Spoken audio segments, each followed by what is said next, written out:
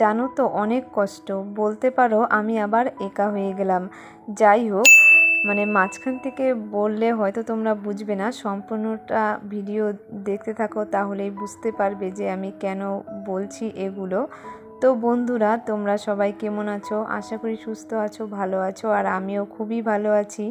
আমি আলিপুরদুয়ার জেলার ছোট্ট একটা গ্রাম থেকে মাম্পি বলছি, যেখানে আমি আমার দৈনন্দিন জীবনের রোজগার ভিডিও পোস্ট করে থাকি। আশা করি নিশ্চয়ই অন্যদিনের মতো আজকের ভিডিওটাও ভালো লেগে থাকবে। আর যদি কিছু ভুল ত্রুটি হয়ে থাকে, ছোট্ট বোন বা দিদি ভেবে মাপ করে দিও। তো দেখো, সকালে তো ঘুম থেকে উঠেছি, উঠে সমস্ত কাজ সেরে সকালে যেগুলো করতে হয় আমার ছেলের জন্য খাবার, আর ওদিকে চা বসিয়েছি। তো দিদি ওরা এখনও উঠেনি, ঘুমিয়েই আছে। তো ভাবলাম